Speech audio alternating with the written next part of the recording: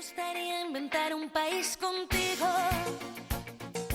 para que las palabras como patria o porvenir, bandera, nación, frontera, raza o destino tuvieran algún sentido para mí. Comienza Raíces con Ángel Misut. Al sur con tus pasiones y al oeste con el mar, al norte con los secretos que nunca te digo, para gobernarlos de cerca si los quieres. Queridos amigos, bienvenidos a la edición número 400 de Raíces. Le damos gracias a Dios por permitir que estemos de nuevo con todos ustedes y les enviamos nuestro saludo más cordial desde los estudios centrales de Radio María en Madrid. Hoy nuestro ángel de la guarda es Paloma Méndez, que está en el control de sonido, y eso es toda una garantía de que nuestra voz podrá llegar hasta ustedes sin problemas. Les recordamos que pueden encontrarnos en el podcast de Radio María, en Spotify y en Apple Podcasts.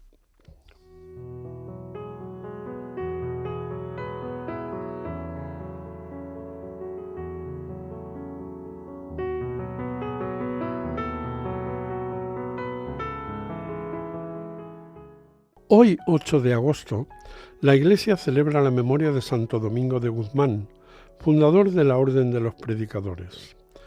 Nacido en Caleruega, en la provincia de Burgos, en 1171, fue educado en la más estricta formación religiosa por su madre, declarada beata por la Iglesia. Domingo conoció desde muy joven la dureza de la emigración.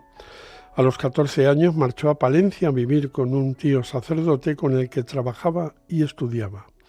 Acompañaba a su obispo en un viaje por el sur de Francia, donde comprobó que los herejes habían invadido regiones enteras y estaban causando un gran mal a las almas. Convencido de que el método que utilizaban los misioneros católicos era totalmente inadecuado, se propuso hacer misión de una forma diferente, tomando la humildad y la pobreza como instrumentos. Tras 10 años de ardiente labor, predicando y convirtiendo herejes en el sur de Francia, había reunido un grupo de colaboradores bien instruidos. Domingo decidió formar con ellos una comunidad de religiosos y, acompañado de su obispo, consultó al Papa Inocencio III. Tras una intensa vida de predicación por diversos países, Domingo murió estando en Bolonia, la ciudad donde había vivido sus últimos años. Fue canonizado 13 años después de su muerte. Y como es tradición en nuestro programa, invocamos la misericordia del Señor a través de la intercesión de nuestro santo emigrante del día, Santo Domingo de Guzmán, y la de la Santísima Virgen, nuestra Madre, la Señora de esta casa, para que acojan a todos los hermanos que mueren en su periplo hacia el primer mundo, en busca de un futuro que en sus tierras de origen, desgraciadamente, no pueden encontrar. Y lo vamos a hacer con el Ave María más bella que jamás se haya musicalizado, la del músico abulense Tomás Luis de Victoria.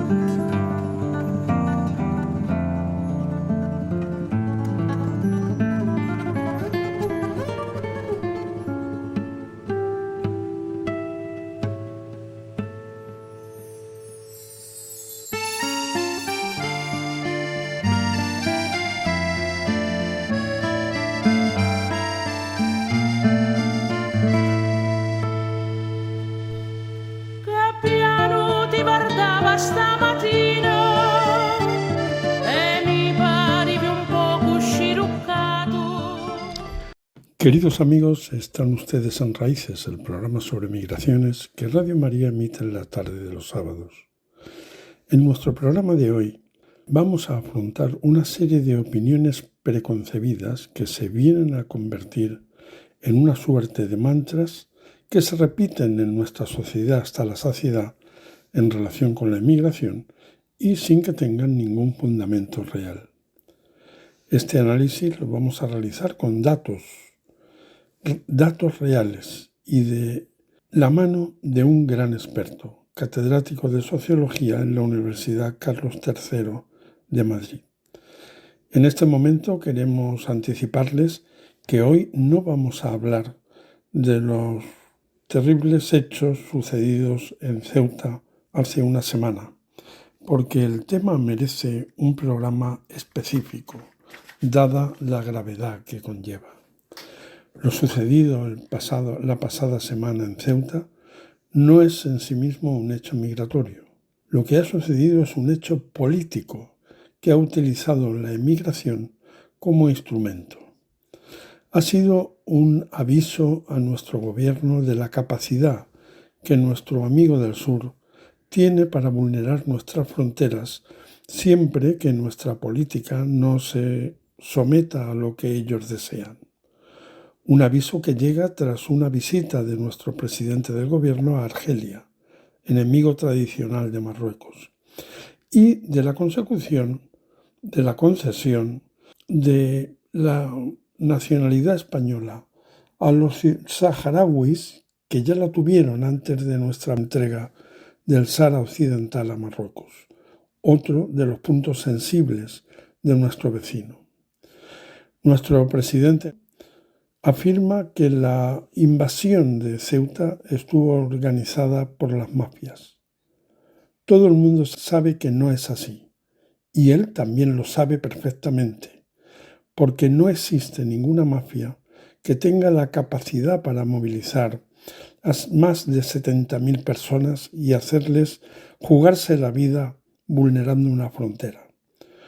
Prueba evidente de esto es que el 95% de los asaltantes en los 2 días siguientes habían regresado a su país. Y esto era porque las instrucciones que traían desde su origen, así lo establecían. ¿Quién se ha quedado? Pues un nutrido grupo de subsaharianos que aprovecharon la oportunidad para llegar a Europa, que es el destino, el objetivo que tenían desde que salieron de su país. Y también un grupo de marroquíes que también tenían por objetivo la emigración y que aprovecharon esta oportunidad para poder colarse en nuestra tierra. Pero insisto, este gravísimo tema lo afrontaremos en un próximo programa porque su magnitud así lo requiere.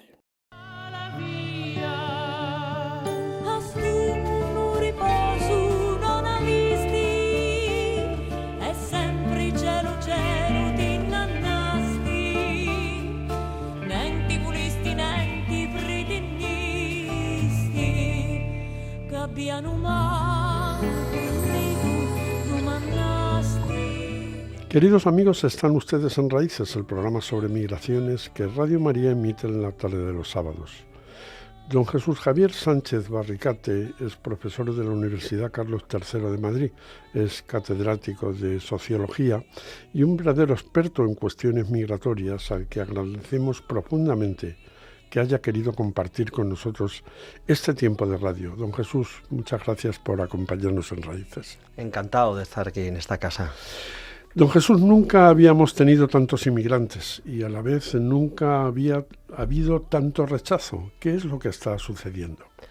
Bueno, lo que está sucediendo es que España está teniendo una transformación demográfica muy importante, ¿no?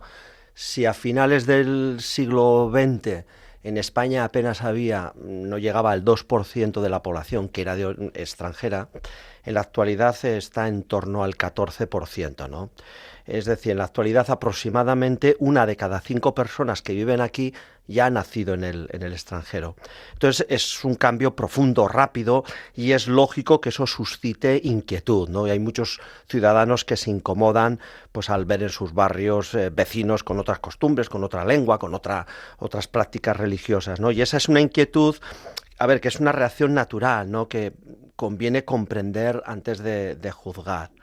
Y todos tenemos cierta tendencia al tribalismo, es decir, cuando nos sentimos amenazados, bien sea por una recesión económica, por una pandemia o por la llegada masiva de inmigrantes extranjeros, pues tendemos un poco a dividir el mundo entre ellos y nosotros, ¿no? Pero una cosa es la reacción, digamos, emocional, y otra es la política pública, ¿no? Por eso yo lo que propongo es analizar este fenómeno demográfico, pero desde la evidencia, es decir, desde los datos, desde lo que llamo el realismo empírico, ¿no? En lugar de analizarlo desde las emociones. Entonces, cuando hacemos esto, lo que encontramos es que hay un desajuste sistemático, diría yo, entre lo que percibimos y lo medible, ¿no? Entonces, por ejemplo, se han hecho encuestas en Francia, en Alemania, también aquí en España, y curiosamente la población encuestada triplica el número real, por ejemplo, de población musulmana que él estima que hay en el país. Y eso en la sociología tiene un nombre, que es lo que se denomina el pánico moral, ¿no? ¿Qué es el pánico moral? Pues es una alarma social exagerada ante un grupo, ante un fenómeno percibido como amenaza, y que muchas veces es amplificado por los medios de comunicación, ¿no? Y hay quienes saben, ¿verdad?, que ese miedo moviliza más que los datos. Y claro, un electorado asustado pues es más fácil de manipular. Por eso algunos explotan electoralmente el temor al inmigrante. Este pánico moral de que nos acaba de hablar puede justificar que haya en este momento un 46% de la población en España que considera que tenemos demasiados inmigrantes. Pero, sin embargo, muy decantado. Por encima del 50% están los votantes que votan opciones de derechas, mientras que están por debajo los que votan opciones de izquierdas. La pregunta sería, ¿podemos acoger a todo el mundo? Y, en el fondo, ¿qué inmigración necesita realmente España? También ligado a este concepto de que se triplica habitualmente el volumen de la población musulmana que existe en los países. En los países, sí. A ver, nadie serio, digamos, defiende una política de fronteras abiertas, ¿no? Ni acoger a todo el mundo sin control alguno, ¿no? Pero, a ver, las preguntas pertinentes son, en primer lugar, ¿España necesita inmigrantes? Y en el caso de que los necesite, ¿cuántos necesitamos? ¿Necesitamos 1.000, 10.000, 100.000 al año, 1 millón?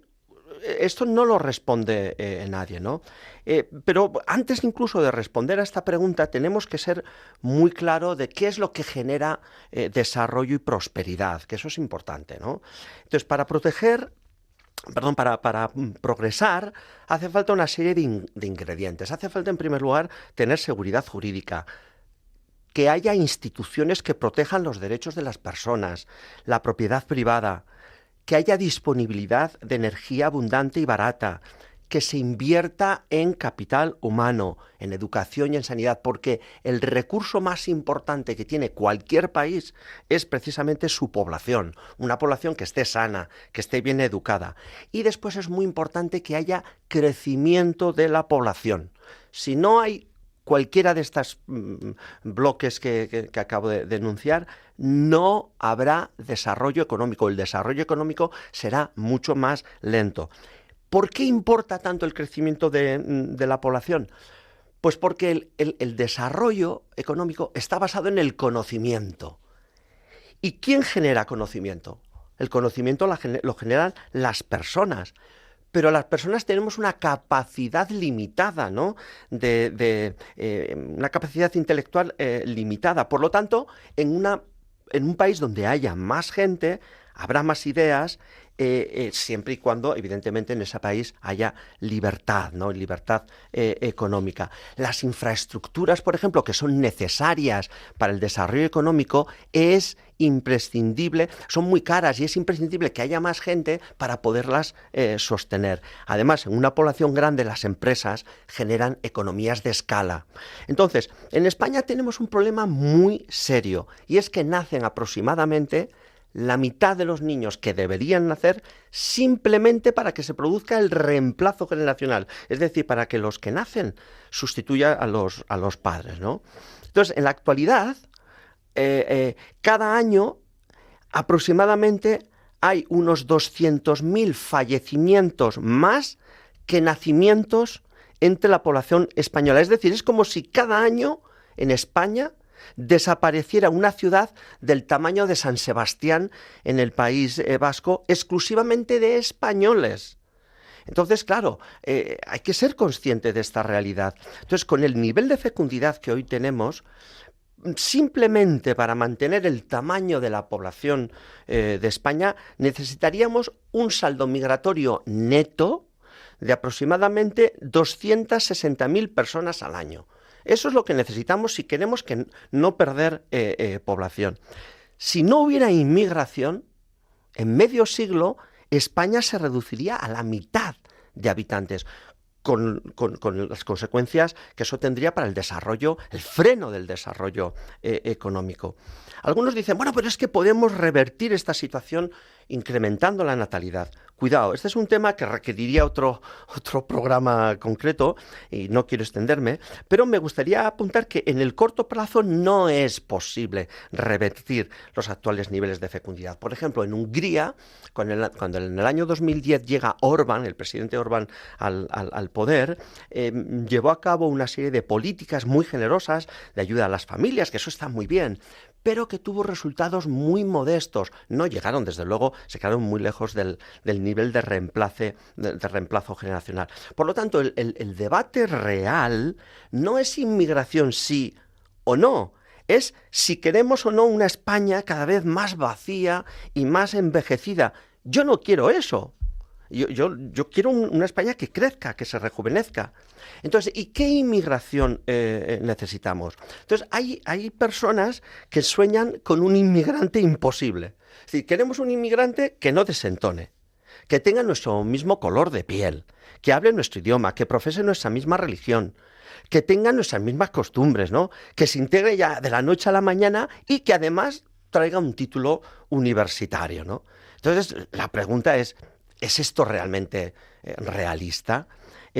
Nuestra economía, desgraciadamente, no demanda ingenieros de la NASA porque no tenemos empresas. Y eso es culpa nuestra, no es culpa de los inmigrantes. ¿Qué es lo que demandamos aquí en España? En España demandamos trabajadores de baja cualificación. Y los inmigrantes vienen a España porque los necesitamos. Hay muchos trabajos que no queremos hacer nosotros los españoles, pues desde el cuidado de niños y ancianos, tareas de hogar, el ámbito de la agricultura, ¿no? La hostelería, la construcción.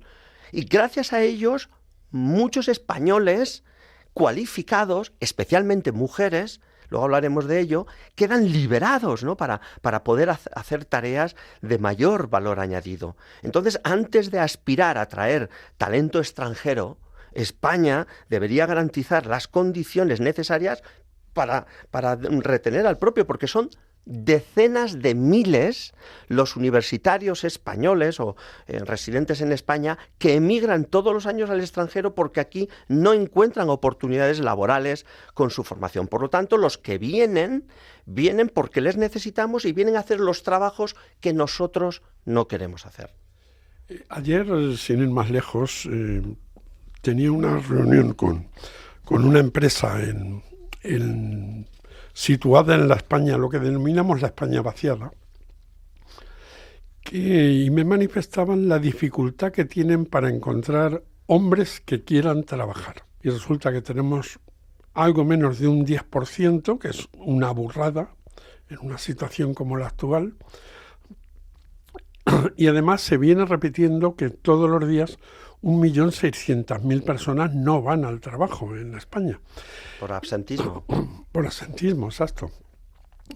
Estamos sustituyendo, los emigrantes están sustituyendo a los obreros españoles porque a los obreros españoles les estamos enseñando a no querer trabajar. A ver, en España, los datos creo que eran del 2024, creo que había hasta 4 millones de desempleados. Sin embargo, el Instituto Nacional de Estadística estimaba también para el año 2024 que había 150.000 empleos que no se cubrían en nuestro país. Es decir, esto nos indica que a pesar de las altas tasas de desempleo que hay en España, hay también muchos trabajos que o los españoles no queremos hacerlos o no sabemos hacerlos. Entonces, que llegue mano de obra extranjera a realizar muchos de estos trabajos enriquece nuestra economía. Porque muchas empresas, por ejemplo, empresas de hostelería, empresas agrícolas, gracias a que disponen de esa mano de obra, son empresarios españoles que tienen aquí sus pequeños negocios. Gracias a la mano de obra de estos inmigrantes, conseguimos mantenerlos y generar riqueza. Y mantener riqueza. Bueno, en este momento nos tomamos un respiro en nuestro diálogo con don Jesús Javier Sánchez Barricate, profesor de la Universidad Carlos III de Madrid.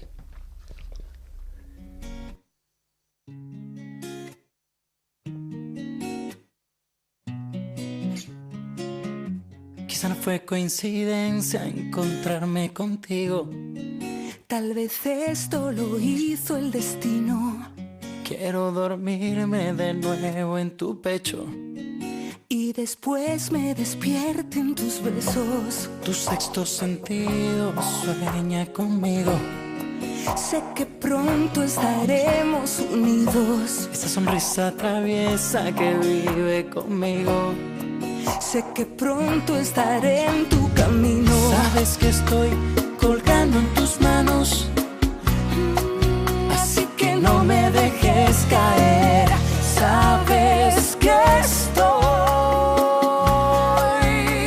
colgando en tus manos. Te envío poemas de mi puño y letra. Te envío canciones de 440. Te envío las fotos cenando en Marbella Y cuando estuvimos por Venezuela. y así me recuerdes y tengas presente Que mi corazón está colgando en tus manos. Cuidado, cuidado, que mi corazón está colgando en tus manos.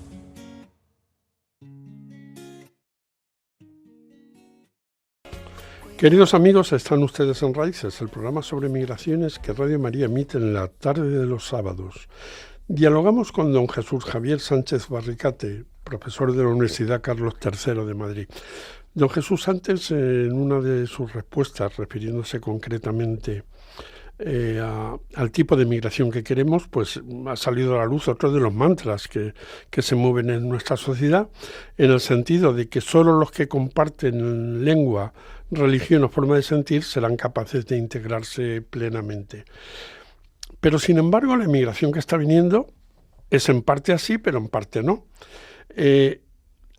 Entonces, la pregunta sería, ¿amenaza la inmigración nuestra identidad? Y como derivada, ¿es la lengua el eje de la integración de todas estas personas? Pues muy importante esta pregunta. A ver, la tesis del gran reemplazo, ¿no?, que se oye, mantiene la idea de que la llegada masiva de inmigrantes, sobre todo africanos, va a terminar con nuestra civilización, ¿no? Entonces, a veces, pues las imágenes que vemos a diario, ¿no?, en televisión de pateras cargadas de chicos y chicas africanos, claro, lo vemos tan frecuentemente que pensamos que estamos siendo invadidos, ¿no? Y esta es una tesis que apela al miedo, y parte de una premisa de que, como bien decías, solo quien comparte nuestro idioma, nuestra religión o nuestras costumbres puede integrarse. Pero esto olvida algo esencial, y es que las sociedades occidentales, entre ellas las españoles, la española, nunca ha sido estática. ¿Qué es España? ¿Qué somos los españoles? Lo que somos es el resultado de un mosaico cultural muy diverso. Aquí han estado íberos, fenicios, griegos, romanos, visigodos, musulmanes, judíos. Aquí han estado cristianos. Somos lo que somos gracias a las aportaciones culturales de todos ellos. Entonces, pensar que quienes llegan hoy no pueden adaptarse, en primer lugar, es desconfiar de ellos. Y en segundo lugar, es desconfiar de la fortaleza de nuestra propia cultura. Pero es que además la evidencia empírica, es decir, lo que dicen los estudios científicos en nuestro país, es que se asocia, curiosamente, la diversidad con más innovación. Es decir, en aquellas provincias donde hay mayor diversidad, hay mayores salarios reales y más actividad económica. Más de la mitad de los nacidos fuera, que viven ahora en España, precisamente son, además, culturalmente muy cercanos, porque son procedentes de Iberoamérica, de Portugal, de otros países culturalmente muy cercanos a nosotros. Realmente los procedentes de África apenas representan poco más del 3% de la población. Por lo tanto, esas narrativas sobre un supuesto reemplazo cultural, asociadas fundamentalmente a la población africana, carecen de respaldo empírico. Entonces, un relato que se monta pero que no tiene ninguna base científica. Y sobre lo de la lengua, claro, es importante porque, claro, es un indicador de cohesión social muy importante. Bueno, pues resulta que en la encuesta de población activa del 2021 comprobó que 3/4 partes de los extranjeros entre 15 y 74 años declaraban un idioma avanzado del español. Pero es que si quitamos, digamos, porque hay mucha gente que viene de Iberoamérica que habla nuestro idioma, ¿no? Pero si quitamos los de habla hispana, resulta que el 57% alcanzaba también niveles altos de comprensión lingüística. Es decir, hay un alto grado de integración. Los indicadores lo que señalan no es que hay un gran reemplazo, sino que hay una españolización cívica de los extranjeros. Lo que pasa es que este es un proceso, no es algo inmediato, lleva su tiempo, lleva su esfuerzo. En definitiva, la inmigración contemporánea no diluye la identidad española, sino que refuerza su continuidad demográfica y cultural. En lugar de estar atemorizados por un supuesto riesgo al suicidio civilizacional, lo que deberíamos preguntarnos es qué factores educativos, económicos, institucionales permiten o facilitan la integración de esos extranjeros a nuestra sociedad. Pero en todo caso, hemos de reconocer que los únicos responsables de ese supuesto suicidio civilizacional somos nosotros, los españoles, porque no queremos tener hijos, tenemos unas tasas muy bajas de fecundidad. Entonces no culpemos encima de esto a los inmigrantes. Los inmigrantes vienen, se adaptan, tienen niños, se educan con nosotros y permiten esa continuidad de nuestra cultura y nuestra civilización. Se oye mucho que los inmigrantes vienen a vivir de las ayudas. Esto es otro mantra que se ha generalizado, que saturan la sanidad, que nos quitan el trabajo, que aportan menos de lo que reciben. Los datos empíricos a los que se viene usted refiriendo, ¿qué es lo que nos indican en este sentido? Pues, a ver, por ejemplo, respecto al empleo y al salario, los datos, los estudios publicados, eso sí, estudios en revistas especializadas con evaluación de pares, porque siempre se encuentran informes de determinadas fundaciones o de partidos que dicen lo que quieren, pero estos no han sido sometidos a una revisión por pares. Bueno, lo que dicen es que los inmigrantes ni quitan trabajo ni bajan los salarios de la población autóctona. ¿Por qué? Pues porque son trabajadores complementarios, básicamente. Ocupan los puestos de trabajo precisamente que nosotros no queremos. Es más, los inmigrantes favorecen el empleo de los propios españoles.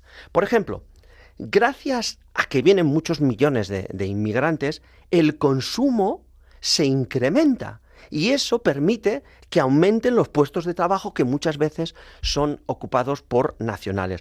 O, por ejemplo, el empleo doméstico que realizan muchos inmigrantes permitió, hay estudios que así lo han detectado, permitió que muchas mujeres, sobre todo universitarias, hayan podido volver al trabajo tras el parto, ¿no? Tras la maternidad. Y pueden volver gracias a que hay inmigrantes que cuidan de la casa, que cuidan de los niños, etcétera, etcétera. Además, la población inmigrante se ajusta a nuestras necesidades, a la demanda laboral. Por ejemplo, cuando el mercado no los necesita, muchos regresan a sus países de origen. Cuando ocurrió la crisis financiera, ¿no?, de entre el año 2009 y 2014, pues resulta que los saldos migratorios fueron negativos en España. Es decir, muchos inmigrantes que estaban aquí, como no tenían empleo, se regresaron a sus países de origen. En definitiva, los flujos migratorios responden al ciclo económico, vienen cuando los necesitamos. Y querría decir algo que desconocen muchas personas, que es que, por ejemplo, las tasas de muerte en accidentes de trabajo son notablemente más altas entre los inmigrantes que entre los nacionales. Entre los inmigrantes es de 41,3 por millón, mientras que entre los españoles de 31,4. Es decir, hay 10 puntos de diferencia. ¿Y eso por qué? Pues muy sencillo, porque ellos realizan los trabajos más desagradables y más peligrosos, los trabajos que nosotros no queremos hacer. Es falso que los inmigrantes vengan a vivir de ayudas. Los inmigrantes vienen a trabajar. Y prueba de ello, esto no me lo invento yo, o sea, no estoy haciendo política, aquí estoy haciendo ciencia, datos, y invito a cualquiera de los oyentes que me remita cualquier estudio que contradiga lo que estoy diciendo. Las tasas, por ejemplo, de actividad y de empleo superan a la de los españoles.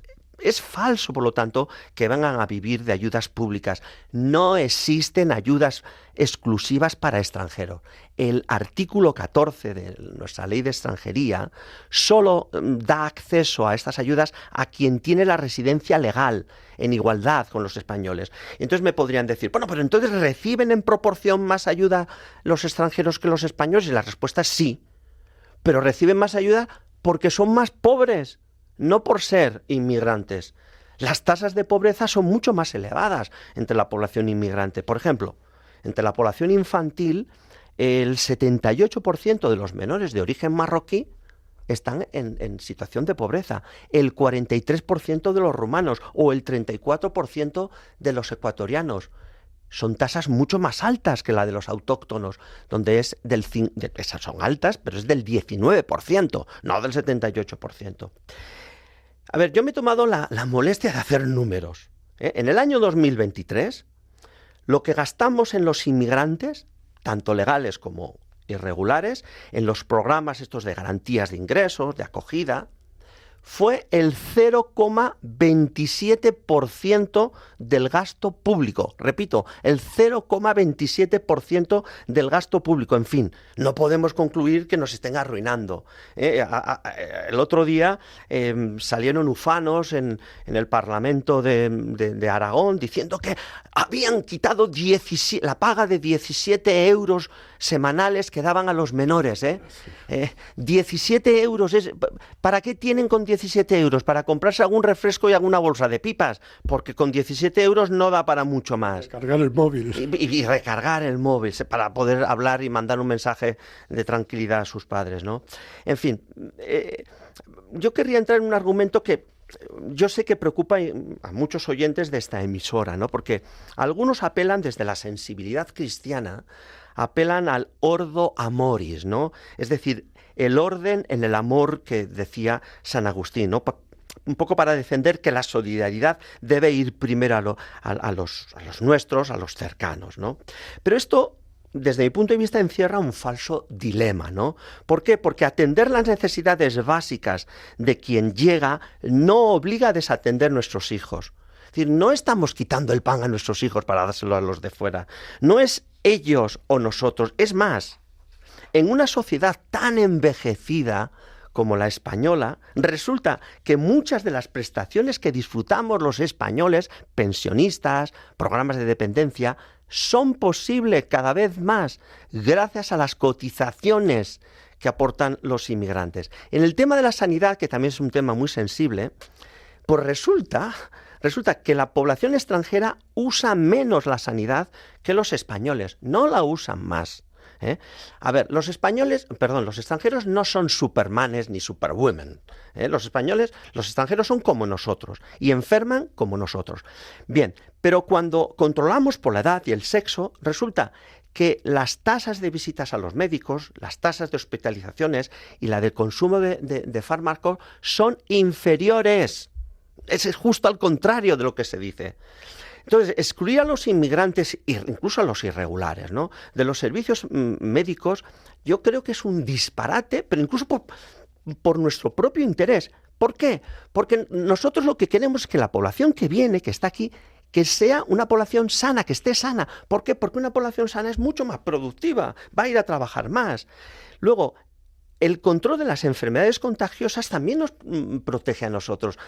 Queremos que estén sanas para que luego no nos enfermen a nosotros. Y además es que ellos también contribuyen. Cuando un inmigrante ilegal o irregular cruza la frontera, se queda entre nosotros y va al supermercado y se compra una caja de leche, paga el IVA, como lo pagamos los de aquí. Y gracias a los impuestos que pagan estos inmigrantes irregulares cuando consumen, porque consumen, trabajan muchas veces en negro y con ese dinero consumen, pagan sus impuestos que muchas veces sirven para mantener estos servicios básicos. Luego está el tema del saldo fiscal. A ver, ¿aportan más o aportan menos? Los estudios que he analizado tanto en España como en el extranjero, concluye que los inmigrantes aportan más de lo que reciben. ¿Y eso por qué? Pues por dos razones fundamentales. En primer lugar, porque son más jóvenes y por lo tanto ellos no consumen pensiones. Ellos están en edad de trabajar, de producir. Y en segundo lugar, porque tienen una mayor capacidad de iniciativa. ¿Por qué? Porque el inmigrante que viene no es una selección al azar de la población de donde procede. ¿Quiénes vienen? Vienen los que tienen más iniciativa, los que tienen menos aversión al riesgo, ¿no? Y por eso trabajan, abren comercios, se ponen a trabajar en cualquier cosa. Entonces, es cierto que hay un par de estudios, uno se hizo en Dinamarca, el otro en los Países Bajos, que detectaron que la inmigración no occidental, los no occidentales, sí que tenían saldos fiscales negativos, es decir, que aportaban menos. Entonces, transmitían la idea de que, bueno, sí, si acogemos inmigrantes que sean blancos de Occidente, pero estos que vienen de África, de países no occidentales, esos no, porque esos, digamos que consumen más de lo que aportan. Bueno, yo me he tomado la molestia de analizar estos estudios y he encontrado diseños metodológicos muy cuestionables. Por ejemplo, no tienen en cuenta los costes de crianza. Anda, el inmigrante que viene con 20, 25 años, por ejemplo. ¿Quién ha cuidado, quién le ha alimentado a esa persona? ¿Quién la ha educado? ¿Quién ha tratado? ¿Quién la ha cuidado cuando estaba enfermo? Esos gastos no los hemos pagado nosotros, los han pagado los países de origen. Y además, en estos estudios no se construye el contrafactual, es decir, cuánto habrían producido los autóctonos si los inmigrantes que los liberan de los trabajos menos productivos no hubieran venido, ¿no? Entonces, claro, con todo eso, todos estos estudios, estas conclusiones se vienen abajo. Quienes invocan la prioridad nacional no deben olvidar que los inmigrantes aportan más de lo que reciben y que cada vez más las prestaciones para los españoles dependen de los cotizantes extranjeros. Permítame que vuelva al tema de la sanidad. Yo personalmente, a todas las personas que me hacen esta objeción de que los emigrantes consumen más sanidad, yo siempre les digo lo mismo. Cuando vayas a la consulta del médico o en el hospital, en la sala de espera, que va a estar llena, porque nuestra sanidad tiene ese condicionante, cuenta cuántos emigrantes hay en relación con los españoles. Y si hay más emigrantes que españoles, vienes y me lo dices. Todavía estoy esperando que venga el primer interlocutor.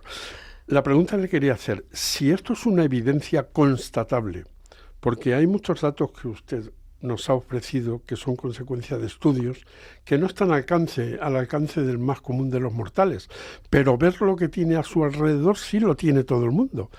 Pero si esto es una evidencia, yo lo digo personalmente, yo por mi situación de salud tengo que ir con frecuencia, pues yo a lo mejor me encuentro 12, 14 personas en la sala de espera, de los cuales 2 son emigrantes y 12 españoles. Si esto es algo constatable, ¿por qué nos empeñamos en tergiversar la realidad para seguir manteniendo estos criterios? Mi hipótesis es que hay un interés electoral en este tema. Y no es solamente en España, en Estados Unidos, en distintos países europeos, el tema migratorio es un tema sensible. ¿Por qué? Porque es un tema que asusta a la gente. Es un tema que hay partidos políticos, medios de comunicación que saben que pueden movilizar al electorado porque les asustan, dicen, no, es que consumen recursos sanitarios, no, es que nos quitan empleo, que nos bajan el salario, provocan mayores tasas de delincuencia. Entonces yo creo que hay un interés electoral y es muy triste, desde mi punto de vista, es muy triste que se haga electoralismo, por ejemplo, pues con los menores no acompañados. Diciendo, mira, les hemos quitado 17 euros semanales de paga semanal. Eso es muy triste y éticamente muy cuestionable, pero en el ámbito político lo que importa es llegar al poder, sea como sea. Hacemos un alto en nuestro diálogo con don Jesús Javier Sánchez Barricate y enseguida regresamos.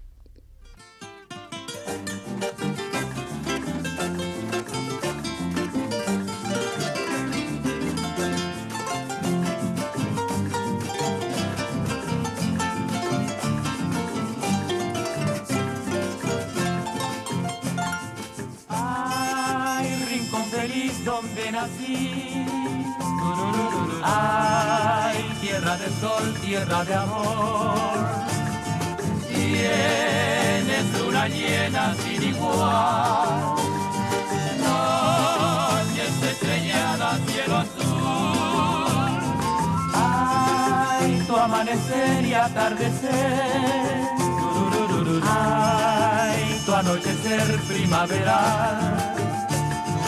Eres acuarela guaraní, alma y corazón pongo al decir, viva mi patria, tierra gloriosa.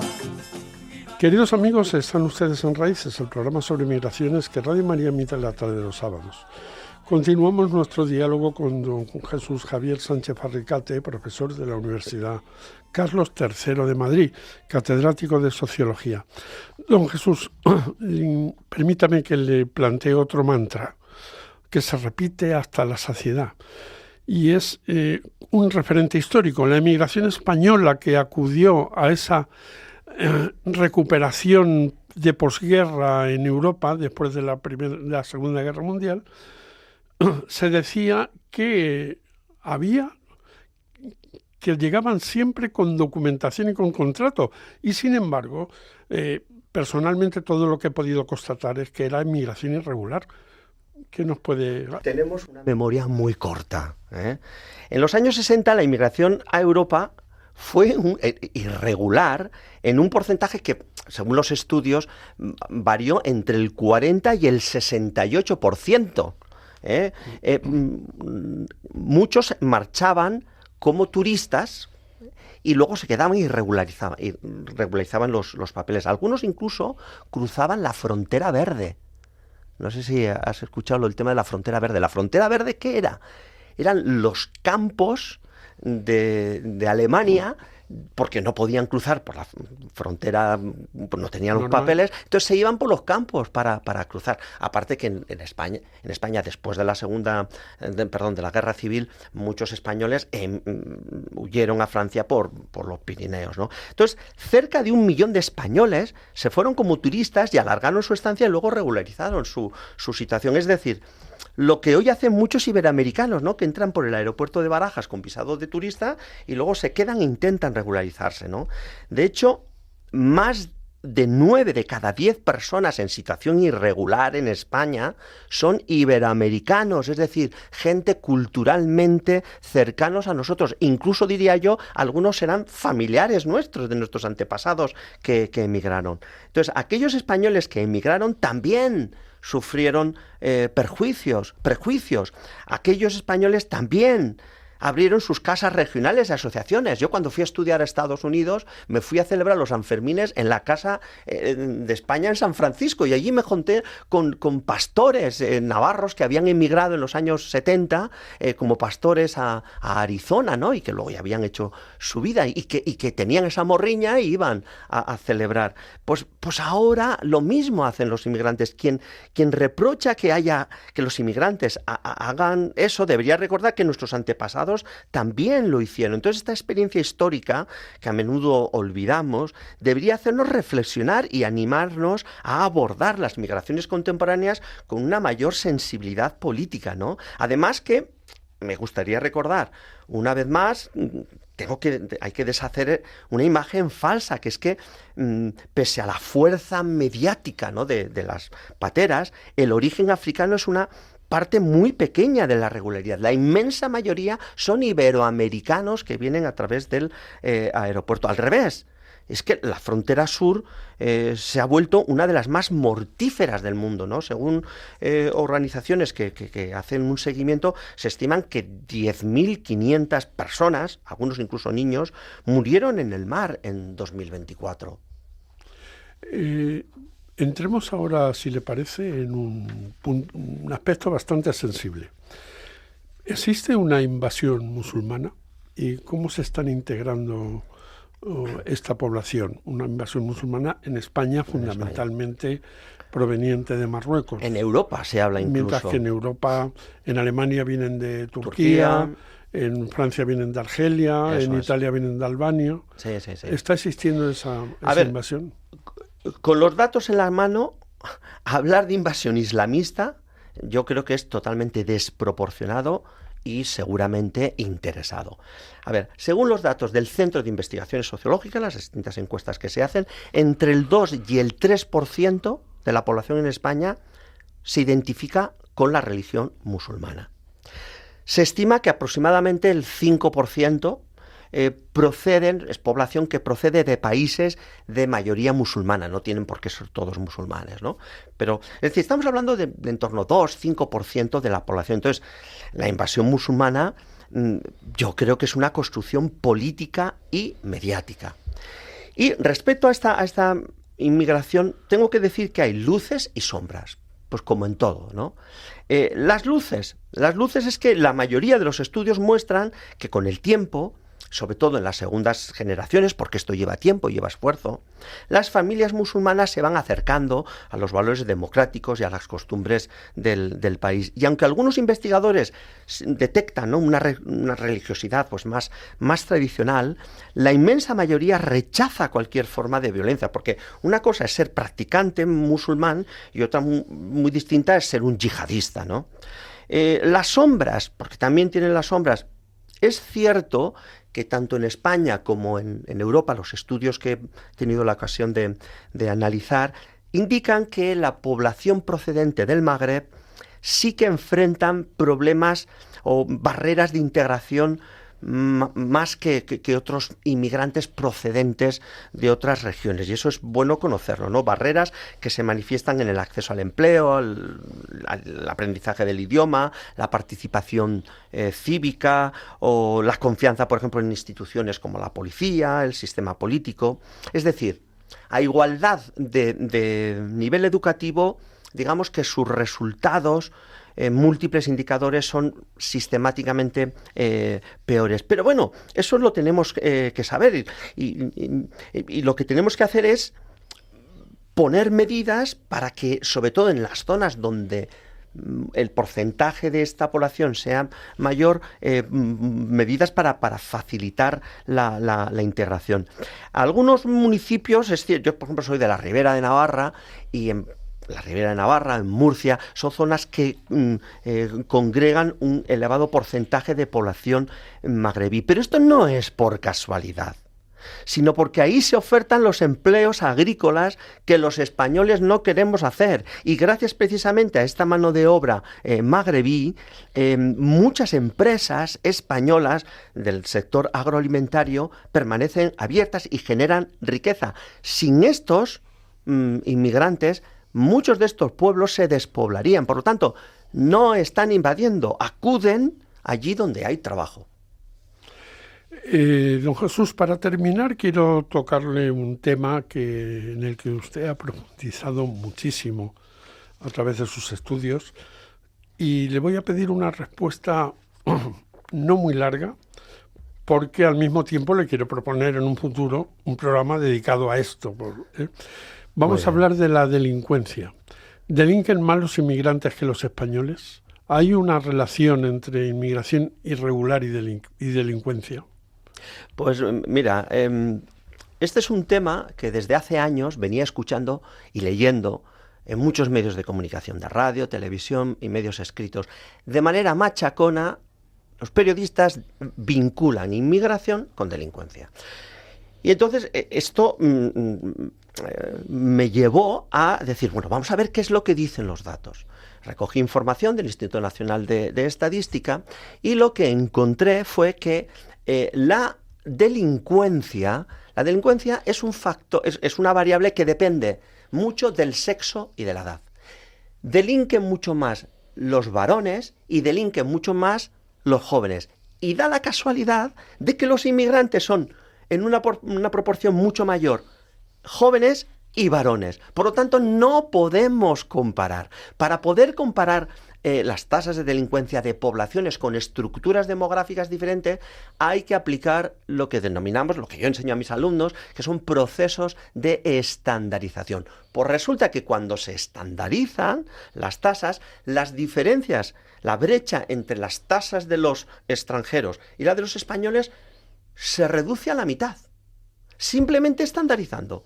Bueno, pero aún así me podría decir, no, pero aún así siguen siendo más altas. Efectivamente, porque las tasas de delincuencia dependen no solamente del sexo y de la edad, sino también dependen de otras variables, como por ejemplo, pues el nivel de empleo, el acceso a servicios básicos como servicios sanitarios o vivienda. Cuando se controla por todas esas variables, los modelos estadísticos, lo que a mí me dicen, y otros estudios que se han hecho en España también del mismo estilo, lo que indican es que no hay relación entre inmigración y delincuencia. Y me gustaría destacar sobre todo una idea importante, porque hay periodistas también, medios que dicen, bueno, sí, que vengan inmigrantes, los necesitamos, pero que vengan legales. Porque los inmigrantes ilegales, indocumentados o irregulares, esos sí que traen delincuencia. Bueno, pues yo he podido analizar este aspecto. Todos estos datos que estoy diciendo se publicaron recientemente en un artículo en la Revista Española de Investigaciones Sociológicas. Bueno, pues resulta que entre el año 2017 y 2023, el porcentaje de la población extranjera que era irregular, indocumentada, creció en un 345%, una barbaridad en muy poco tiempo. Si fuera cierto que la irregularidad incrementa la delincuencia, eso se tendría que percibir en los datos. Pues hete aquí que lo que yo he encontrado, que es que entre 2017 y 2023 la tasa de delincuencia de los extranjeros se redujo un 2%. Entonces, quien afirma que la irregularidad incrementa la delincuencia, por favor, que me escriba y me envíe los datos, porque a mí me dicen otra cosa. ¿Significa esto que los inmigrantes... pues que no hay problema con los inmigrantes? No, a ver, por supuesto que los inmigrantes suponen un desafío, ¿no? Hay ciertos valores, por ejemplo, o actitudes hacia las mujeres o hacia ciertas minorías sexuales en los países de origen, ¿no?, de algunos inmigrantes, que sí pueden resultar problemáticos. Entonces, lo que yo sí encontré es, por ejemplo, que las tasas de feminicidio son más altas entre los extranjeros que entre los españoles. La buena noticia, ¿cuál es? Es que la tendencia es que se va reduciendo. Don Jesús, si le parece este tema tan interesante, lo vamos a posponer a un próximo programa monográfico que le planteamos para el próximo trote. Dejamos con el gusanillo a la audiencia. Por ahora, solo despedirnos y decirle que ha sido un verdadero privilegio tenerle con nosotros. El placer ha sido mío.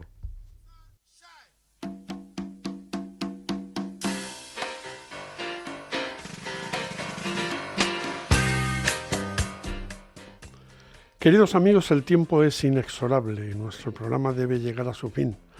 Agradecemos su presencia en el programa de hoy a nuestro invitado, don Jesús Javier Sánchez Barricate, catedrático de Sociología y profesor de la Universidad Carlos III. También nos despedimos de todos ustedes, emplazándoles dentro de 15 días en que estaremos de nuevo aquí con una nueva propuesta. Les recordamos que pueden contactar con nosotros en el correo del programa raices@radiomaria.es y encontrarnos también en el podcast de Radio María en Spotify y en Apple Podcasts. Queridos amigos, ha sido un verdadero privilegio compartir este tiempo de radio con todos ustedes. Que Dios les bendiga. Me gustaría inventar un país contigo para que las palabras como patria o porvenir, bandera, nación, frontera, raza o destino tuvieran algún sentido para mí. Acaban de escuchar Raíces con Ángel Misut. Al sur con tus pasiones y al oeste con el mar, al norte con los secretos que nunca te digo, para gobernarlos de cerca si los quiero.